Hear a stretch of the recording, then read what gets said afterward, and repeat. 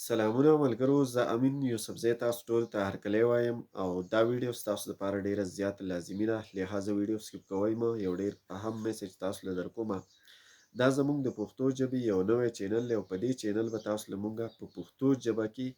معلوماتي انفارمیټیو کنټینټ راوړو. داسې کنټینټ چې هغه به ډاکومنټریز وي، په هغې کې به مونږ په مختلفو موضوعاتو باندې لکه تاریخ شو، دغه رنګ د پښتنو په سیمه کې چې کوم سیاست شوی دی یا موجوده کوم سیاسي حالات روان دي، او د دې سره سره زموږ لیټریچر شو، زموږ ادب شو، او د دې سره سره د ټولې دنیا په اړه باندې چې کوم جیو پولیټیکل سټریټیجیز دي، څومره ایشوز دي او څومره موضوعات دي د دې ریلیټډ ورلډ وایډ،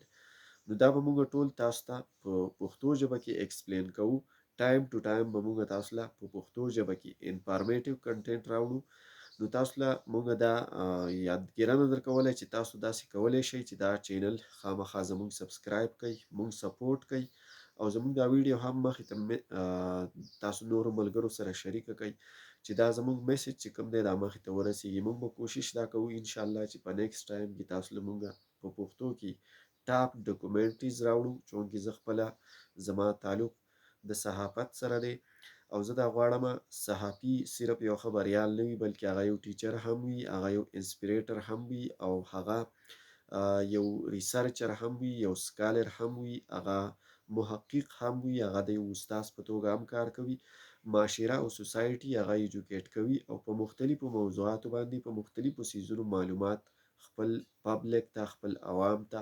او خپل ولس ته ورکوي. نو زما دا کوشش دی چې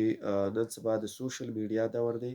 په ټولنیزو رسنیو باندې داسې ډیر خلک راغلي دي، په نورو ژبو کې کار کوي، کنټینټ کریټرز دي او زموږ پښتانه یې هم سپورټ کوي، خو زه دا غواړم په پښتو ژبه کې داسې کنټینټ کریټر نشته په سوشل میډیا باندې. نور شته خو د نالج په بیس باندې، د انفارمیشن په بیس باندې او د ریسرچ په بنیاد که موږ خبره وکړو، نو داسې لکه تحقیقي او علمي مواد چې کوم دي دا په پښتو ژبه کې ډېر کم دي. نو زه دا غواړم چې په راتلونکي وخت کې تاسو دپاره په پښتو ژبه کې په هره موضوع باندې معلوماتي ډاکومنټریز تیار کړم او هغه تاسو ته په پښتو ژبه کې د یوټیوب په پلیټ فارم باندې اویلیبل وي. نو تاسو کولی شئ چې موږ سپورټ کړئ. صرف تاسو ته دغه غوښتنه ستاسو نه لرو چې زموږ